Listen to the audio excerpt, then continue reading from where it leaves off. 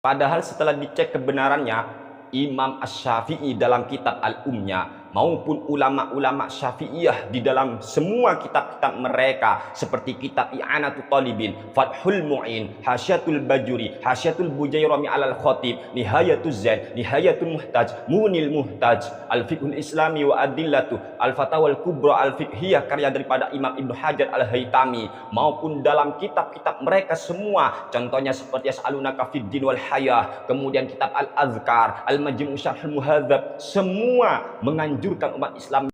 Kami tidak akan mengulangi lagi perihal-perihal seperti khutbah kami tentang Maulid Nabi maupun yang lain-lainnya yang sekiranya menyinggung masyarakat dan ulama. Assalamualaikum warahmatullahi wabarakatuh. Alhamdulillahi rabbil alamin. Al-qail fi kitabihil karim. Wa qul ja'al haqq wa zahaqal batil. Innal batila kana zahuqa. Nusalli wa nusallimu ala Rasulillah wa ala alihi wa sahbihi wa man tabi'a hudah. La haula wa la quwwata illa billah wa ba'da. Di video yang sebelumnya kami sudah membongkar kedustaan seorang Ustadz Wahabi Pamekasan atau Madura, di mana dia itu kan berdusta atas nama Hadratus Syekh Kyai Haji Muhammad Hasyim Asy'ari rahimahullahu taala sebagai pendiri Jam'iyah Nahdlatul Ulama.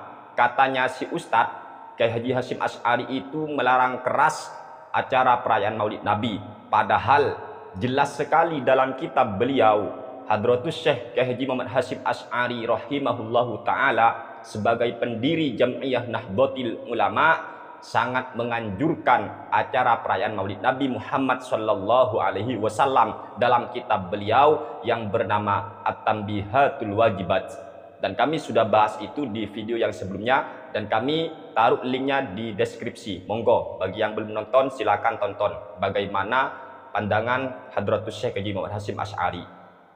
Dan setelah itu ada berita lagi yang kami temukan di channel YouTube GMNU TV, di mana ustadz tersebut yang sudah berani berdusta atas nama Hadratus Syekh Haji Muhammad Hasyim Asy'ari tentang masalah hukum perayaan Maulid Nabi, ternyata si ustadz memohon maaf.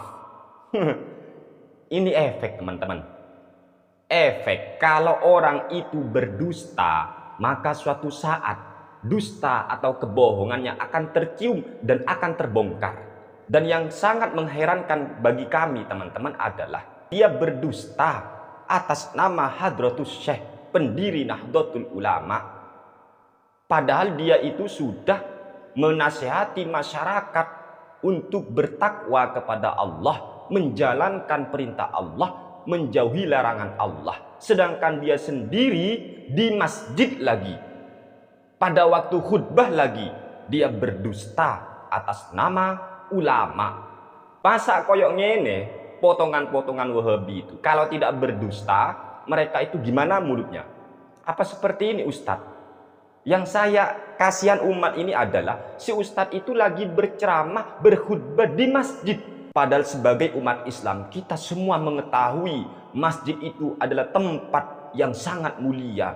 Kok bisa seorang ustadz yang katanya mengaku ustadz paling sunnah, kok bisa berdusta di tempat yang dimuliakan oleh Allah Subhanahu wa ta'ala? Apa seperti ini sunnahnya Wahabi tah? Hah? Berdusta atas nama ulama apakah sunnahnya Wahabi?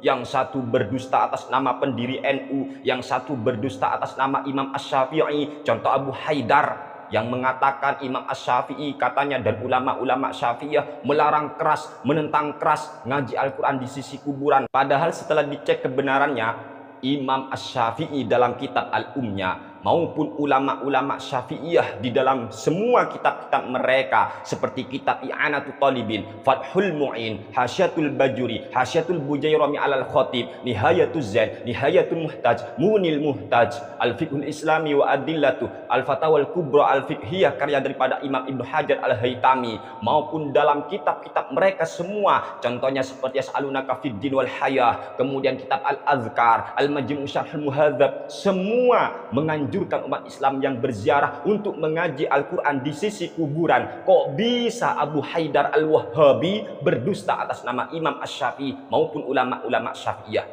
Contoh lagi Badrus Salam LC maupun Farhan Abu Furaihan Al-Wahhabi ini dusta atas nama Al-Imam An-Nawawi dalam kitab Al-Majmu' Syarhul Muhadzab, yang kata mereka berdua, Farhan Abu Furaihan maupun menurut Badrus Salam, Imam An-Nawawi menyalahkan, mengkritik ulama yang menganjurkan melafadzkan niat. Padahal di dalam kitab Al-Majmu' Syarhul Muhadzab sendiri sangat tegas, sangat jelas, sangat terang sekali, Imam An-Nawawi justru merupakan bagian dari para ulama Syafi'iyah yang menganjurkan kita melafadzkan niat. Ini kan kedustaan yang dilakukan oleh ustadz-ustadz Wahabi.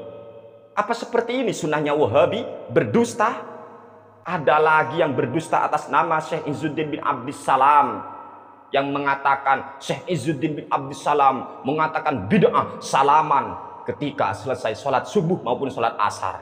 Astagfirullahaladzim. Padahal dalam kitab Qawaidul Ahkam fi Masalihil Anam jelas, tegas, terang sekali bahwa Syekh Izzuddin bin Abdissalam ternyata mengatakan di antara contoh bid'ah yang boleh yaitu salaman setelah selesai sholat asar maupun setelah selesai sholat subuh.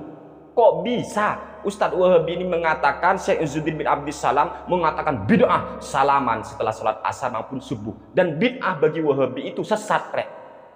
Dan ternyata setelah dicek, Syekh Izzuddin bin Abdissalam maksudnya bid'ah yang boleh. Karena Syekh Izzuddin bin Abdissalam itu memang membagi bid'ah menjadi 5 hukumnya. Ada yang bid'ah tetapi hukumnya wajib, ada bid'ah yang hukumnya sunnah, ada bid'ah yang hukumnya boleh, ada bid'ah yang hukumnya makruh, ada bid'ah yang hukumnya haram. Bayi-bayi Al-Kucuki, ayo mikir sekarang.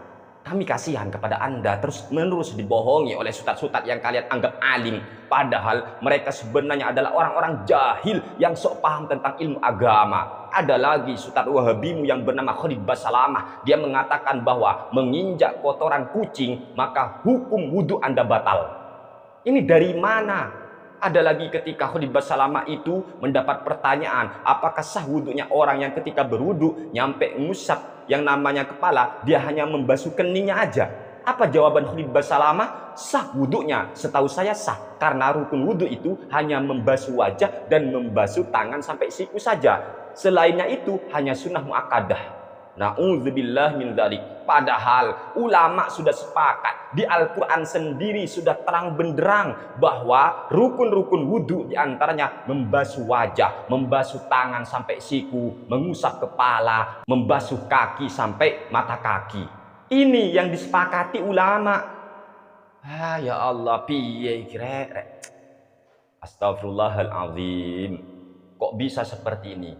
Dan kami ucapkan kepada GP Ansor kayaknya ya, yang terus mengawal kekeliruan dan kedustaan para Wahabi ini. Wajib mereka dikawal, wajib mereka itu dibenahi lagi otaknya, dibongkar itu ya. Wahabi ini wajib dibongkar otaknya itu, dibersihkan, dicuci otak lah. Karena kalau tidak, bahaya mereka ini, bahaya bagi orang awam. Kalau bagi orang yang sudah bisa ngaji kita, yang sudah punya ilmu pengetahuan yang cukup memadai, wow, mereka itu hanya ditertawakan. Paling cuma kita bisa berkata, kok gini ceramahnya, kok dusta, dikit-dikit atas nama ulama, dikit-dikit atas nama Islam. Padahal itu hanya merupakan kedangkalan cara pandang mereka dan keberanian mereka berdusta atas nama para ulama yang mereka anggap itu merupakan kebenaran barangkali. Na'udzubillah min dzalik. Semoga ini bermanfaat untuk kita semua. Amin ya rabbal alamin. Hadanallahu wa iyyakum ila siratihil mustaqim. Wassalamualaikum warahmatullahi wabarakatuh.